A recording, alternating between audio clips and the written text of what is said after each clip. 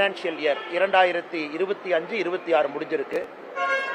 இன்னைக்கு வரைக்கும் நம்முடைய கடன் என்பது 9,29,000 கோடி, 9,29,000 crore, 9,29,000 கோடி. அடுத்த ஆண்டு 2026-27 அடுத்த ஃபினான்ஷியல் இயர் முடியும் பொழுது மொத்த கடன் என்பது 10,62,200 கோடிக்கு போயிருக்கும். அப்ப ஒரே ஆண்டுல திராவிட முன்னேற்ற கழகத்தினுடைய அரசை பொறுத்தவரை இதை சமாளிக்கணும் அப்படின்னா 1,33,000 கோடி கடனை ப்ரொஜெக்ட் பண்றாங்க. ஒரே ஆண்டுல 1,33,000 கோடி கடன் வாங்கணும். இந்த நிதிநிலை அறிக்கையில தமிழகம் 10 லட்சம் கோடி ரூபாய் கடனை தாண்டி 10,62,200 கோடிக்கு போயிருக்கும். ஒரு ஆட்சி இருக்குன்னா கடனை குறைக்கணும். அந்த மாநிலத்தினுடைய பொருளாதார அடிப்படையில் அந்த கடன் குறைஞ்சிருக்கணும். டெப்ட் டு ஜிடிபி ரேஷியோன்னு சொல்லுவோம். அதுவும் தமிழகத்தில் குறைந்தபாடு இல்லை. கடனை அதிகமாகக்கூடிய ஆட்சி. போன ஆண்டு நிதிநிலை அறிக்கை கொடுத்த பொழுது மாநிலத்தினுடைய ரெவென்யூ ரெசிப்ட், அதாவது மாநிலம் எந்த அளவுக்கு வருமானத்தை ஈட்டி இருக்கிறாங்க அப்படிங்கறத ரெவென்யூ ரெசிப்ட்னு சொல்லுவோம். அது ரொம்ப முக்கியமான ஒரு புள்ளி விவரம். திராவிட முன்னேற்ற கழகம் போன ஆண்டு நிதிநிலை அறிக்கையில இந்த ஆண்டு ரெவென்யூ ரெசிப்ட் 3,31,569 கோடி ரூபாய் ஈட்டுவோம் என்று சொன்னார்கள். அதாவது இந்த ஒரு வருஷம் முழுவதுமே 3,31,000 கோடி ரூபாய் வருமானத்தை ஈட்டுவோம்.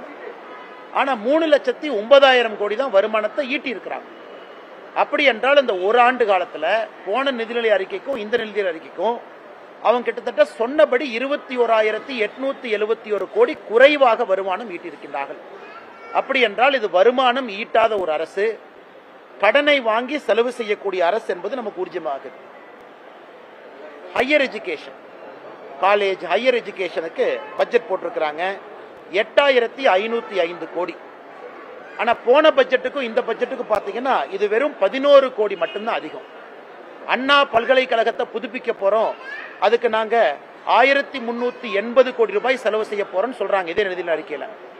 ஆனா உயர்கல்வித்துறையினுடைய பட்ஜெட்டை வெறும் 11 கோடி ரூபாயை உயர்த்திவிட்டு அண்ணா பல்கலைக்கழகத்தினுடைய புதுப்பிப்புக்கு 1,380 கோடி ரூபாய் நாங்கள் கொடுப்போம்னா பணம் எங்கிருந்து வரும்? அது ஒரு ஏமாற்று வேலை.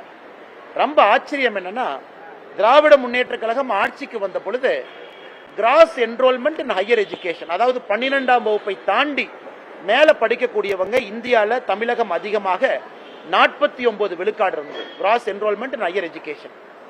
இந்த நிதிநிலை அறிக்கை பார்க்கும் பொழுது அது 47 விழுக்காடுக்கு வந்திருக்கு. அப்படின்னா 2% இந்த திராவிட மாடல் ஆட்சியில 2% மேற்படிப்பு படிக்கக்கூடிய மாணவர்களுடைய படிப்பு என்பது 2 விழுக்காடு மொத்தமாக குறைந்திருக்கிறது.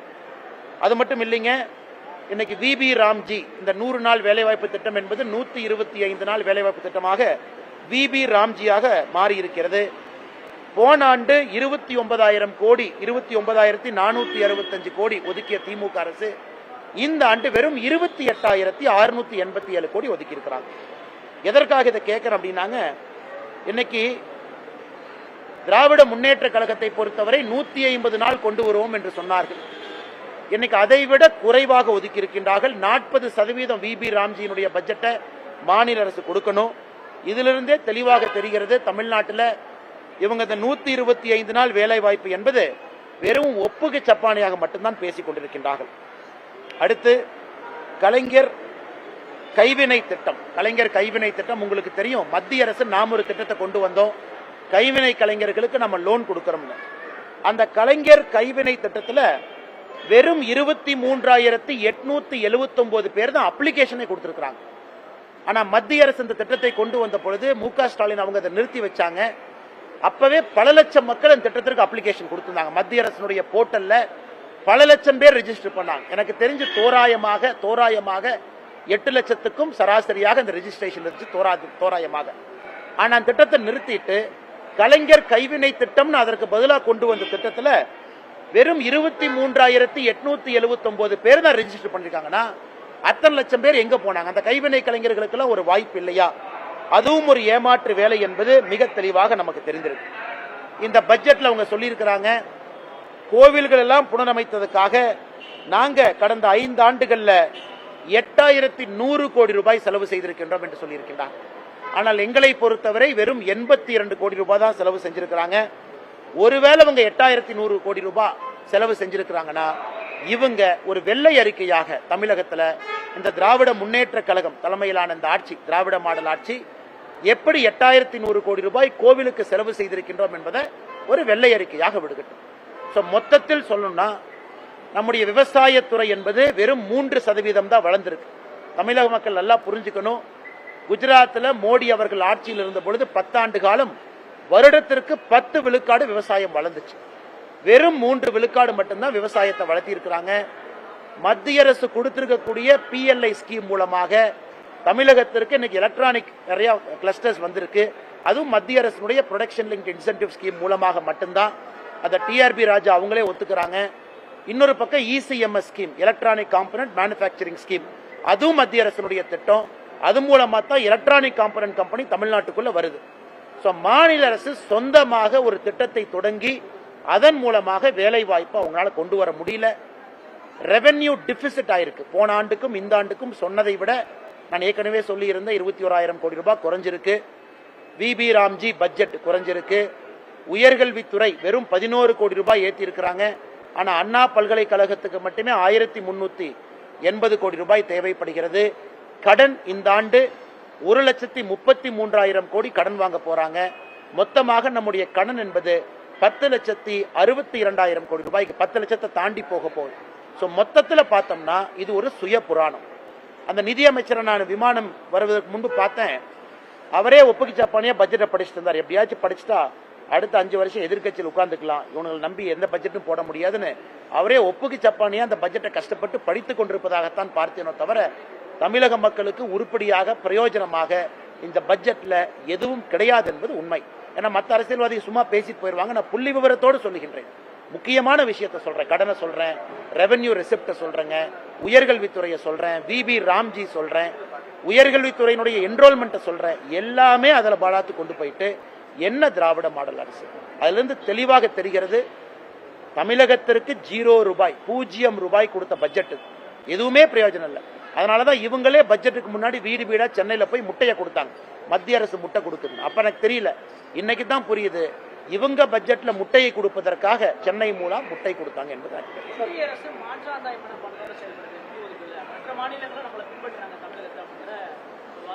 ஆனா அவங்க எந்த அளவுக்கு போயிட்டாங்கன்னா, இந்த வருஷம் ஒன்றிய அரசு அப்படின்னு இவங்க சொல்லக்கூடிய நம்முடைய மத்திய அரசு அவங்க பட்ஜெட்ல நாம லேடிஸ் ஹாஸ்டல் ஸ்டெம் இன்ஸ்டிடியூஷன்ல மாவட்டத்துக்கு ஒண்ணுனா உடனே முதலமைச்சர் ஒரு புருடா விட்டாரு. தமிழ்நாட்டை பார்த்து காய்ப்பிடிச்சிட்டாங்க பாருங்க, நாம தான் தோழி விடுதி பண்ணணும்.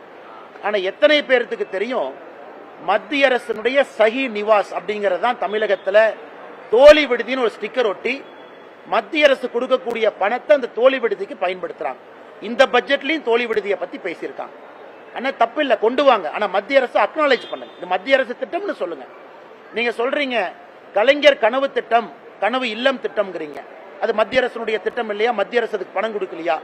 ஆனால் வெறும் பொய்யை பேசி பேசி நீங்க சொல்லாட்டி கூட பரவாயில்ல. இந்த முறை மத்திய அரசுடைய பட்ஜெட்ல இந்த லேடிஸ் ஹாஸ்டல்ல இந்தியா முழுவதும் கொண்டு வரும்போது ஒரு திமுக அமைச்சர் சொன்னாரு, பாருங்க நம்ம தோழி விடுதியை எல்லா பக்கம் கொண்டு போறாங்க. இதான் திராவிட மாடல் ஆட்சியினுடைய சாதனை. மத்திய அரசுடைய சஹி நிவாஸ் திட்டத்தை எடுத்து தோழி விடுதியின் பேரை மாத்தி அதை மறுபடியும் மத்திய அரசின் மீது பழிய போடுறாங்க. அதனால் மொத்தமாக சொல்ல வேண்டும் என்றால் மத்திய அரசு நிறைய கொடுக்கறாங்க. நீங்க போய் கையெழுத்து போட்டு PM ஸ்ரீ ஸ்கூல் வருவதற்காக கையெழுத்து போட்டு கேரளா கையெழுத்து போட்டு வாங்கியிருக்கின்றார்கள். ஒரு மாநிலமும் போடும் பொழுது சொன்னதை மாத்தி பேசி திரும்ப வந்து இன்னைக்கும் தர்மேந்திர பிரதான் அவர்கள் சொல்வது என்ன? MOU சைன் பண்ணுங்க, பணத்தை வாங்கிக்கங்க. மத்திய அரசை பொறுத்தவரை எங்கேயும் மாற்றாந்தாய் மனப்பான்மையோடு அணுகவில்லை. மாநில அரசு தான் வேண்டுமென்றே மத்திய அரசின் மீது ஓர வஞ்சனையோடு தமிழகத்திற்கு எதுவும் வரக்கூடாது. இன்னைக்கு நான் சொல்றேங்க, இதே பட்ஜெட்ல தங்கம் தென்னரசு அவங்க சொல்றாங்க மதுரைக்கு கோயம்புத்தூருக்கு மெட்ரோ ரயில் இல்லை அப்படின்னு. மத்திய அரசுனால மெட்ரோ ரயில் இல்லை அப்படின்னு. நான் கேட்கிறேன், மத்திய அரசு டீடைல்டு ப்ராஜெக்ட் ரிப்போர்ட்டை மாத்தி கொடுங்கன்னு கேட்ட பிறகு 5 மாசம் ஆச்சு, 4.5 மாசம் ஆச்சு. நீங்க டீடைல்டு ப்ராஜெக்ட் ரிப்போர்ட்டை சப்மிட் பண்ணீங்களா? சப்மிட் பண்ணது என்ன தேதி அப்படிங்கறது தமிழக மக்களுக்கு சொல்லுங்க. அதை சொல்லாம சட்டப்பேரவையில் கோயம்புத்தூருக்கும் மதுரைக்கும் மெட்ரோ ரயில் வராது காரணம் மத்திய அரசு இன்னைக்கும் இந்த பட்ஜெட்ல அண்ணன் தங்கம் தென்னரசு அவர்கள் ஒரு பைய சொல்றாங்க. இதை எப்படி ஏத்துக்க முடியுங்க? வேளாண் துறை பட்ஜெட்ல நல்லா வந்திருக்குன்னு சொல்லி வேளாண் துறை அமைச்சர் எம்ஆர்கே பன்னீர்செல்வம் நான் டேட்டா கொடுக்குறேங்கன்னா என்னென்ன ஒரு பட்ஜெட் கொடுக்குறாரு? 3% தான் வளர்ச்சி. விவசாயத்தை பொறுத்தவரை திமுக ஆட்சிக்கு வந்துட்டாங்க, திமுக ஆட்சியிலிருந்து போறாங்க. இந்த 5 வருஷத்துக்கான வந்ததுக்கும் இன்னைக்கு இருக்கக்கூடிய வளர்ச்சி பாருங்க. ஆவரேஜா ஒரு வருஷத்துக்கு 3% வளருது. 21 22 3, 22 23 3, சராசரியாக 3% மட்டும்தான் வளர்ச்சி இருக்கக்கூடிய வேளாண்மை. ஆனால் எம்ஆர்கே பன்னீர்செல்வம் அவங்க எதுக்கு தனியா ஒரு பட்ஜெட் போடுறாங்கன்னு எனக்கு தெரியல. வெறும் 3% வளரக்கூடிய வேளாண் துறை பட்ஜெட், அல்ல வேளாண் துறையினுடைய வயிற்றில் அடிக்கக்கூடிய ஒரு துறைக்கு எதுக்காக தனி பட்ஜெட்? அதனால் வெள்ளை அறிக்கை விடட்டும். நீங்க அதிகமா வளர்ந்துருக்குன்னா என்ன வளர்ந்துருக்குன்னு சொல்லுங்க. தமிழ்நாட்டில் என்ன உற்பத்தி, வேளாண் துறையினுடைய என்ன உற்பத்தி வளர்ந்திருக்கு? ஓவரால் நான் சொல்வது ஒட்டுமொத்தமாக வேளாண் துறையினுடைய வளர்ச்சி என்பது சராசரியாக வருடத்திற்கு 3% மட்டும்தான். அதை மாத்தி நம்பரை டிங்கர் பண்ணி அந்த வேளாண் துறையினுடைய ஒரு 3 பொருளை மட்டும் எடுத்து அது வளர்ந்ததா சொல்லாதீங்க. மொத்தமாக வேளாண் துறையினுடைய வளர்ச்சி நம்ம பேசிட்டு இருக்கோம். சார், காவல் அதிகாரி, அரசியல்வாதி, நேற்று ஒரு நாள் வாதாடவு செஞ்சிருக்கீங்க. அந்த எக்ஸ்பீரியன்ஸ் எப்படி இருந்துச்சு?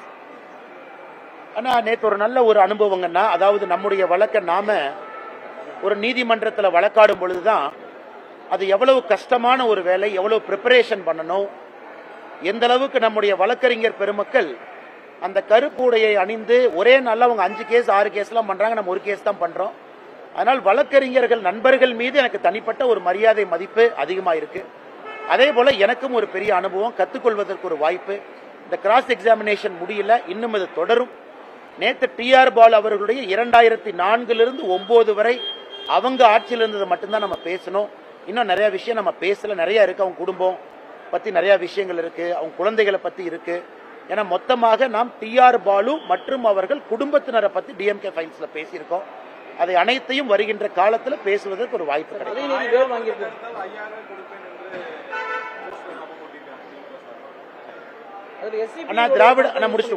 திராவிட முன்னேற்ற கழகத்தை பொறுத்தவரை பீகாரில் 10,000 ரூபாய் பெண்களுக்கு கொடுக்கப்பட்டது. தேர்தல் ஆணையம் எங்கேயும் அது தவறுன்னு சொல்லல. ஏன்னா அது ஒரு ஸ்கீமா கவர்மெண்ட் அறிவிச்சு கொண்டு வந்தாங்க. மகாராஷ்டிரால 2100 ரூபாய் நம்முடைய சகோதரிகளுக்கு கொடுக்கப்பட்டது, அதையும் தேர்தல் ஆணையம் தடுக்கல. இவங்க இன்னைக்கு சொல்லட்டும், இந்தியால வேற ஏதாச்சும் ஒரு மாற்று கட்சி நண்பர்கள் மோடி அவர்கள் ஆட்சிக்கு வந்த பிறகு எங்கேயாச்சும் மத்திய அரசு தடுத்திருக்காங்களா? ஏன்னா தேர்தல் ஆணையத்தை பத்தி நாம பதில் சொல்ல முடியாது, இண்டிபெண்டன்ட் ஏஜென்சி. தேர்தல் ஆணையமும் தடுக்கல. அப்படி இருக்கும் பொழுது இவராக ஒரு புரளியை கிளப்பி, இவராக கோடை காலத்திற்கு 2000 ரூபாய் கொடுக்கணும் இவராக கிளம்பி, இதுக்கு முன்னாடி தமிழ்நாடு கோடை காலத்துல எத்தனை பேர் இறந்திருக்கிறாங்க? அந்த கோடை காலம் ஞாபகத்துக்கு இல்லையா? 2001 2 அந்த காலகட்டத்தை விடுங்க. 21 22 23 24 எதுவுமே இல்லாம இவர் 5000 ரூபாய் கொடுப்பதற்காக கொடுங்க. பெண்களுக்கு போற எந்த பணத்தையும் யாரும் தடுக்க போவதில்லை. 1000 ரூபாய் அறிவிச்சிருக்கிறீங்க, 1000 ரூபாய் கொடுங்க.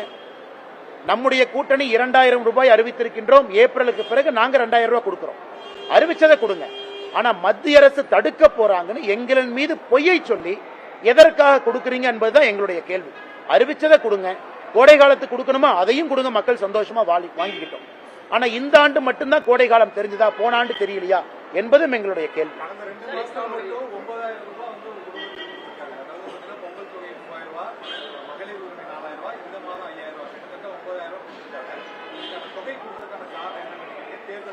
கொடுக்கட்டுங்கண்ணா, பொங்கலுக்கு மக்களுக்கு கொடுக்கணும் தவறு இல்லை, மாதம் கொடுக்கணும் தவறு இல்லை, கோடை காலத்துக்கு கொடுக்கணும் தவறு இல்லை. ஆனா திராவிட முன்னேற்ற கழகம் சொல்வது போல இந்த கோடை காலம் எலெக்ஷன் வர கோடை காலத்துக்கு மட்டும்தான் கொடுப்போம், மற்ற கோடை காலம் கொடுக்க மாட்டோம் என்று சொல்வதெல்லாம் அரசியல் என்பதைத்தான் மக்கள் மன்றத்தில் வைக்கிறோம். அதே நேரத்தில் நாம் புரிந்து கொள்ள வேண்டும், நாம் ஆட்சிக்கு வரும் பொழுது 2000 ரூபாய் என்று சொல்லி இருக்கின்றோம். அதையும் மக்கள் புரிந்து கொண்டிருக்கின்றார்கள். திராவிட முன்னேற்ற கழகம் கொடுத்திருக்கக்கூடிய அந்த 3000 5000 8000 ரூபாய் என்பது தேர்தலுக்காக மட்டும்தான் கொடுக்கிறாங்கன்னு மக்களுக்கு தெரியும். ஆனால் தேர்தல் முடிந்த பிறகு இன்னும் அதிகமாக தேசிய ஜனநாயக கூட்டணியுடைய ஆட்சியாளர்கள் கொடுப்பார்கள் என்பது மக்களுக்கு தெரியும். இந்த உரிமை தொகை SC ST-யோட ஃபண்ட்ல இருந்து எடுத்து கொடுத்திருக்காங்கன்னு டாக்டர் கிருஷ்ணசாமி அதாவது SCP and SC. ஆனா தமிழகத்துல உரிமை தொகை வாங்கக்கூடிய நம்முடைய சகோதரிகள் தாய்மார்கள் 32 விழுக்காடு பட்டியல் சமுதாயத்தை சார்ந்த நம்முடைய அன்பு சகோதரிகள் தாய்மார்கள் 32%. இதுல நம்ம நன்றாக புரிந்து கொள்ள வேண்டும், SC ST சப்ளான், அதாவது பட்டியல் சமுதாயத்திற்கு பழங்குடி இனத்திற்கு கொடுக்கக்கூடிய சப்ளான் என்பது அவங்களுடைய டெவலப்மெண்ட்டுக்காக கொடுக்கக்கூடிய தனியாக வரக்கூடிய ஒரு பட்ஜெட். அது நேரடியாக அவர்களுக்கு அவர்களுடைய வளர்ச்சிக்காக பயன்படுத்தணும். ஆனா இன்னைக்கு மாநில அரசு என்ன சொல்றாங்க, 32 விழுக்காடு இதுல எஸ்சி எஸ்டியை சார்ந்த சகோதர சகோதரிகள் இருக்கிறனால இந்த பிளான் அப்படியே டைவர்ட் பண்ணி கொடுக்கறேன் அப்படிங்கிறது ஏற்புடையது கிடையாது. பொது பட்ஜெட்டில் இருந்து தான் நீங்க கொடுக்கக்கூடிய பணத்தை கொடுக்கணும். ஏன்னா நீங்க தேர்தல் வாக்குறுதி. எஸ்சி எஸ்டி சப்ளான் என்பது அந்த சமுதாயத்தினுடைய வளர்ச்சிக்காக, உயர்வுக்காக, அவர்களுக்கு நல்ல திட்டங்களை கொடுப்பதற்காக கொடுக்கப்பட்டது. ஆனால் ஏற்கனவே சொன்னது போல அக்கவுண்டிங் ஃப்ராட், இது அக்கவுண்டிங் ஃப்ராடுன்னு தான் சொல்லணும். மாநில அரசை பொறுத்த வரைக்கும் அக்கவுண்டிங் ஃப்ராடு பண்ணித்தான், இந்த மாயாஜாலத்தை காட்டித்தான் மக்களை ஏமாற்றி கொண்டிருக்கின்றார்கள். நாங்கள் வளர்ச்சி அடைந்துட்டோம், நாங்கள் 11% வளர்ச்சி அடைஞ்சோம். விவசாயத்தில் எவ்வளவு வந்தீங்க? 14%ல மத்திய அரசுனால, பிஎல்ஐனால எவ்வளவு, மத்திய அரசுடைய இசிஎம்எஸ் ஸ்கீம்னால எவ்வளவு, தமிழ்நாட்டுக்கு வந்திருக்கக்கூடிய மேனுபேக்சரிங் எத்தனை மத்திய அரசுடைய திட்டத்தை பயன்படுத்தி வந்தாங்க? எதுவுமே இல்லாம பொத்தம் பொதுவாக வெறும் வார்த்தை ஜாலங்களையும் அக்கவுண்டிங் ஃப்ராடையும் வைத்து திராவிட முன்னேற்ற கழகம் ஆட்சியில் இருக்கிறாங்க. ஆனா இந்த கடைசி பட்ஜெட்ல இன்னொன்னு எதிர்பார்த்தோம். சென்னை மாநகரம் போராட்ட களமாக இருக்குது. அங்கன்வாடி, நம்முடைய அன்பு சகோதரிகள் அங்க இருக்கிறாங்க, சகோதரர்கள், பகுதி நேர ஆசிரியர் பெருமக்கள், செவிலியர்கள், ஒரே வேலைக்கு ஒரே ஊதியம் கொடுக்க வேண்டும் என்று போராடக்கூடிய டீச்சர்ஸ், ஆசிரியர் பெருமக்கள், இவங்க எல்லாத்துக்கும் இந்த பட்ஜெட்ல ஏதாச்சும் ஒரு விடிவு கிடைக்குமான்னு பார்த்தா, சார் திமுக ஆட்சியிலிருந்து போறாங்க, போகும்போது நல்லது நாள் செய்வாங்களான்னு பார்த்தா அதையும் செய்யல. அதனால அவங்க போராட்டம் தொடர்ந்துகிட்டு தான் இருக்குங்கன்னா அது ரொம்ப ரொம்ப துக்ககரமான ஒரு விஷயம்தான். அவங்க ஏப்ரல் வரைக்கும் பொறுத்துக்கணும். ஏன்னா இன்னி அவர்கள் புரிந்து கொள்ள வேண்டும், பட்ஜெட்ல அவங்களுக்கு இல்லைன்னா இன்னி அவர்கள் திமுகவை எதிர்த்து போராடுவது வேஸ்ட். அவங்க திமுகவை ஆட்சியிலிருந்து அகற்றுவதற்காக இவங்க எல்லோரும் உடன்பட்டு செயலாற்ற வேண்டும் என்பது என்னுடைய கோரிக்கை. அதாவது பகுதி நேர ஆசிரியர் பெருமக்கள், செவிலியர்கள், நான் சொல்வது எல்லாமே, டீச்சர்ஸ் இருந்து எல்லாருமே இன்னி அவர்களுக்கு அடுத்த 15 நாள் எதுவும் வரப்போறதில்லை. திமுகவை ஆட்சியிலிருந்து அகற்றி புதிய தேசிய ஜனநாயக கூட்டணி ஆட்சிக்கு வரும் பொழுது இதை செய்வார்கள் என்கின்ற நம்பிக்கை எல்லோருக்குமே இருக்கு. நாங்கள் செய்யவும் போறோம். அதனால் அவர்கள் திமுகவை ஆட்சியிலிருந்து அகற்றுவதற்காக அடுத்த 1 மாத காலம் வேலை செய்ய வேண்டுமோ தவிர சுட்டரிக்கின்ற வெயில்ல சென்னையில் வந்து உட்கார்ந்து போராடுவது அவர்களுக்கு எந்த லாபமும் கொடுக்க போவதில்லை. பங்குன்னு கேட்கிறாங்க. இன்னைக்கு மாணிக்கம் தாக்கூர் வந்து தலைமையோட ஒப்புதலோட தான் இதை நாங்க கேட்கிறோம் அப்படிங்கறதையும் சொல்லியிருக்காரு பிரஸ் மீட்ல. இது எப்படி பாக்குறீங்கன்னா? அண்ணா, இது ஆங்கிலத்துல வந்து ஒரு பழமொழி சொல்லுவாங்க, hunting with the dog and chasing the rabbit அப்படிம்பாங்க. அதாவது நான் வேட்டை நாயோட சண்டை போடுவேன், ஆனா வேட்டை நாய் பிடிக்க போற அந்த முயல் ராபிட்டோடவும் நான் ஃப்ரெண்ட்ஷிப்பா இருப்பேன் அப்படின்னு. இன்னைக்கு திராவிட முன்னேற்ற கழகத்தை பொறுத்தவரை நேத்து காங்கிரஸ் கட்சியினுடைய தமிழக தலைவர் பெங்களூர் போய் அவங்களுடைய தலைவரை பார்த்து இவரை தூக்கு அவரை தூக்கு லிஸ்ட கொண்டு போறார். அவர் யார கட்சியிலிருந்து நீக்குன்னு சொல்றாமோ அவர் இங்க வந்து இல்ல, எனக்கு ராகுல் காந்தி பர்மிஷன் கொடுத்தாரு அதனாலதான் பேசுறேன். இதெல்லாம் நடந்துட்டு இருக்கும்போது மணிசங்கர் ஐயர் கேரளாக்கு போறார். நீங்க காங்கிரஸ் ஆட்சிக்கு வரக்கூடாது, கம்யூனிஸ்ட் தான் ஆட்சிக்கு வரணுங்கிறாங்க. எனக்கு மணிசங்கர் ஐயரை போய் மைக்ல நீட்டி நம்ம நண்பர்கள் கேட்கறாங்க, பத்திரிகை நண்பர்கள், என்ன ஏங்க சொன்னீங்க? நான் வந்து ராஜீவோட காங்கிரஸ்காரன், ராகுலோட காங்கிரஸ்காரன் இல்லைன்னு.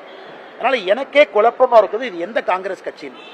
மணிசங்கர் ஐயருடைய ஸ்டேட்மெண்ட், தமிழகத்தில் திரு பிரவீன் சக்கரவர்த்தி அவர்கள், திரு மாணிக்கம் தாக்கூர் அவங்க ஸ்டேட்மெண்ட், இன்னொரு பக்கம் செல்வ பெருந்தை அவங்க ஸ்டேட்மெண்ட்டை பார்க்கும் பொழுது இது காங்கிரஸ் கட்சியே இல்ல, ஒரு 10 பேர் ஃபெவிகால சேர்த்து ஒட்டி ஒரு கட்சியா நடத்துறாங்க. அதனால அவங்க என்னதான் தனியாக குதிச்சாலும் கூட திராவிட முன்னேற்ற கழகம் ஆட்சிக்கு வரப்போதில்லை. ஆட்சிக்கு வந்தா தானே அதிகார பகிர்வு, ஆட்சிக்கே வரப்போதில்லை எங்க அதிகார பகிர்வு? எல்லாம் பேசாம வீட்டில் உட்கார்ந்து சண்டை போடாமல் இருக்க வேண்டும் என்று காங்கிரஸ் கட்சி அன்போடு கேட்டுக்கொள்கிறேன்.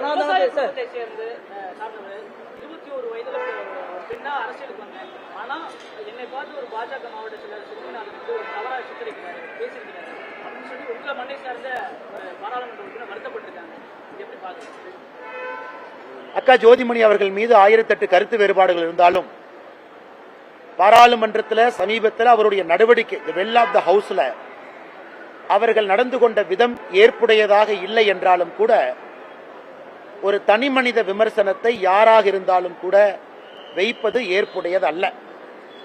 நேற்றே நான் கரூர் மாவட்ட காங்கிரஸ் நம்முடைய பாரதிய ஜனதா கட்சியினுடைய தலைவரை தொலைபேசி மூலமாக தொடர்பு கொண்டு என்னுடைய அசமாதானத்தை நான் தெரியப்படுத்தி இருந்தேன். அதே நேரத்தில் திரு ஜோதிமணி அவர்களுக்கும் தொலைபேசி மூலமாக நேற்று நான் தொடர்பு கொள்ள முயற்சித்தேன். அவங்க என் போன் எடுக்கல, இன்னைக்கு கூப்பிடுவாங்க. இந்த மாதிரி என்னுடைய வருத்தத்தையும் பதிவு செய்வதற்காக. அது நிச்சயமாக அந்த பேச்சை ஒரு அரசியல் கட்சியில் இருந்து கொண்டு இன்னொரு தலைவரின் மீது ஆரோக்கியமான முறையில் குற்றச்சாட்டு வைக்கலாம். அதனால் அது ஏற்புடையது கிடையாது. நான் சார்ந்திருக்கக்கூடிய கட்சியினுடைய மாவட்ட தலைவரையும் தொலைபேசி மூலமாக தொடர்பு கொண்டு என்னுடைய அசமாதானத்தை நேத்தே நான் பதிவு செய்தேன். அதே நேரத்தில் திருமதி ஜோதிமணி அவர்கள்ட்ட என்னுடைய வருத்தத்தை பதிவு செய்வதற்கு நான் தொலைபேசி மூலமாக அழைத்தேன். அதனால் எனக்கு இதில் ஏற்புடையதல்ல. எலெக்ஷன் சீசன் ஆரம்பிக்குது, நீ மைக் அதிகமாக இருக்கும், எல்லாரும் மைக்கை பார்த்தோன்னே உணர்ச்சி வசப்படுவாங்க, ஏதோ பேசுவாங்க.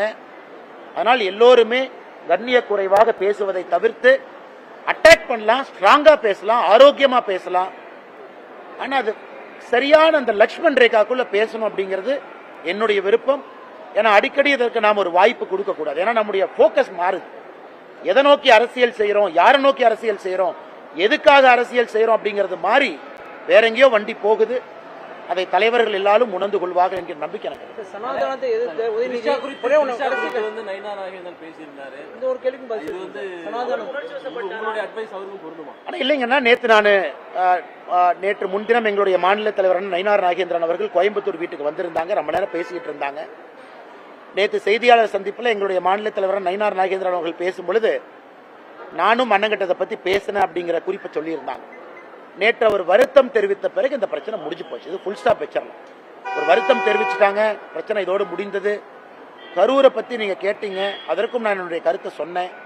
அதற்கும் முற்றுப்புள்ளி வச்சிடலாங்கன்னா யாருமே பேசக்கூடாது. கரூர்ல பேசியிருப்பது ஏற்புடையது கிடையாது. அதனாலதான் நீங்க கேட்டீங்க. நான் எதுவும் மறைச்சு பேசல, ஒளிவு மறைவா பேசல, அப்படியே அந்த வார்த்தையை பயன்படுத்தி நழுவி போகல. நான் எங்களுடைய மாவட்ட தலைவர்கிட்ட போன் பண்ணியே நான் வருத்தத்தை பதிவு செஞ்சாலும் பேசக்கூடாதுங்க, ரொம்ப தப்புங்க, தப்பா எடுத்துக்குவாங்க, எப்படி நம்ம பேசலாம். பாராளுமன்றத்தில் அவங்க நடவடிக்கை எனக்கு தான் பிடிக்கல. அது அரசியல், நம்ம பண்றது அவங்களுக்கு பிடிக்காம இருக்கலாம், அவங்க பண்றது நமக்கு பிடிக்காம இருக்கலாம், வெளியே சொல்லலாம். ஆனா வார்த்தைகள், அந்த வார்த்தைகளுடைய வீரியம், வார்த்தைகளுடைய கணம். ஏன்னா அந்த காலத்து மாதிரி நம்ம பேசுவோம். பத்திரிகை நண்பர்கள் நீங்க வந்து அடுத்த நாள் காலையில பேப்பர்ல வரும், வேற இப்ப சமூக வலைதளத்தை போகுது, உடனே போகுது, எல்லாரும் பாக்குறாங்க, அத்தனை பேர் பாக்குறாங்க, ரீச் அதிகம். அதான் என்னுடைய கருத்து.